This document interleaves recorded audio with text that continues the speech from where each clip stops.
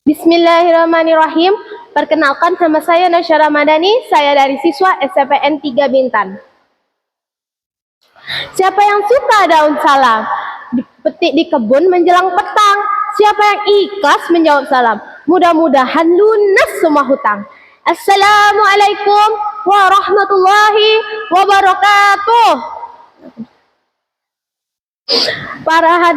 Para hadirin yang terhormat dan juga para juri yang adil dan bijaksana, serta para guru dan para peserta lomba yang dimuliakan oleh Allah Subhanahu wa taala. Hamdan wa syukran lillah, salatu wassalamu ala Rasulullah sallallahu alaihi wasallam, amma ba'du. Alhamdulillahirabbil alamin atas segala nikmat dan nafas yang Allah berikan hingga hari ini, bukan karena kita orang baik, tetapi masih banyaknya dosa yang harus kita bersihkan. Salawat teriring salam senantiasa tercurahkan kepada Nabi besar kita, yaitu Nabi Muhammad sallallahu alaihi wasallam, suri teladan bagi seluruh umat manusia. Dan insya Allahnya juga kita semua termasuk ke golongan yang mendapatkan syafaat beliau. Amin amin ya rabbal alamin. Baiklah hadirin sekalian, pada kesempatan yang mulia hari ini, berdirinya saya di sini ingin menyampaikan ceramah dengan judul Salatmu Penentu Hidupmu. Hadirin yang dirahimakumullah, pernahkah kalian melihat gedung yang tinggi dan kokoh? Nah, macam gedung DPR itulah yang dapat menahan beribu-ribuan kilo beban. Sebab apa gedung tersebut bisa menahan beribu-ribuan kilo beban? Sebab gedung tersebut memiliki pondasi dan tiang yang kuat dan kokoh. Begitupun dengan agama Islam, tegaknya syariah dan iman karena adanya tiang yang kuat dan kokoh, yaitu dengan salat. Sebagaimana Rasulullah sallallahu alaihi wasallam bersabda, "As-salatu imaduddin, wa man aqamaha faqad aqamaddin, wa man hadamaha faqad hadamaddin." Yang berarti salat adalah tiang agama. Barang siapa yang menegakkan salatnya, maka bagai ia menegakkan agamanya. Dan barang siapa yang merobohkannya, maka bagai ia meruntuhkan agamanya. Hadis riwayat Baihaqi. Begitulah organnya salat dalam sendi kehidupan seorang muslim. Ia menjadi pondasi dasar keimanan seseorang sehingga menjadi cahaya penerang dalam setiap langkahnya. Maka sesiapa yang meninggalkan salat dalam keadaan sengaja atau tidak sengaja, maka bagai ia meruntuhkan pelindung kehidupannya. Na'udzubillah. Hadirin yang dirahmati Allah, perintah salat adalah satu-satunya ibadah yang diperintahkan langsung oleh Allah Subhanahu wa taala tanpa perantara malaikat Jibril.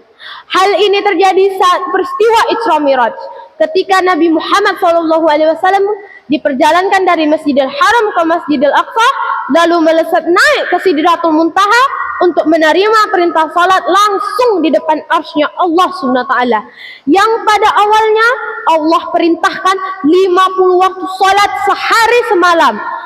Namun Rasulullah SAW berpikir, apa tak kelelahan nanti umatnya? Maka Rasulullah SAW meminta keringanan, sehingga Allah memerintahkan 5 waktu salat sehari semalam yang nilainya sama besar dengan 50 waktu salat sehari semalam. Masya Allah, Allahu Akbar. Betapa besarnya kasih sayang Allah kepada kita dan betapa pedulinya Nabi Muhammad kepada umatnya. Hanya dengan 5 waktu salat saja sudah bisa mendapatkan pahala yang luar biasa besarnya. Hadirin yang dirahmati Allah, pada surat At-Taha ayat 14 Allah berfirman, A'udzu billahi minasyaitonir rajim. Bismillahirrahmanirrahim. Wa aqimis salata li dzikri. Dan dirikanlah salat untuk mengingatku. Al-ayah. Karenanya salat akan mampu mencegah diri kita dari perbuatan keji dan mungkar. Lisan dapat terjaga, perbuatan akan selalu dibentangi oleh salat. Dan di dalam salat itu juga kita senantiasa meminta pertolongan kepadanya, senantiasa meminta petunjuk yang benar kepadanya, dan senantiasa juga harus mengingatnya selalu.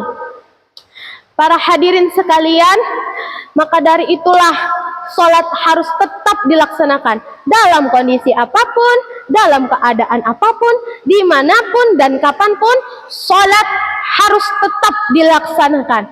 Bila tak sanggup untuk berdiri, maka duduklah. Bila tak sanggup berduduk, maka baringlah. Bila tak sanggup lagi berbaring, maka tinggal kita sholatkan saja. Inna lillahi wa inna ilaihi raji'un. Hadirin yang dirahmati Allah, pernah nggak kalian melihat orang mandi? Jangan negatif thinking dulu, tetapi dalam kondisi kesehatan, jika 2 kali saja sudah bisa membersihkan badan, apalagi dengan wudhu 5 kali sehari, apa tak lesap tuh daki dan kuman. Betulkah betul? Nah, hadirin sekalian, begitu sempurna dan indahnya sholat, bukan? Dengan 5 waktu saja sudah bisa mendapatkan pahala yang luar biasa besarnya. Dan dengan sholat itu juga kita juga bisa menjadi pribadi yang lebih baik dan juga dapat tercegah dari perbuatan yang keji dan mungkar. Nah, sekalian para hadirin sekalian, aqimi sholah, dirikanlah sholat, perbaikilah sholat, luangkan 5 waktu untuk sholat. Insya Allah selamatlah kita di dunia wal akhirah. Ibu Asya membeli belacan. Belacan dibeli di kedai Mak Ici. Dari saya cukup sekian. Mohon maaf dan terima kasih. Afwan minkum wallahu a'lam bishawab. Wassalamualaikum warahmatullahi wabarakatuh.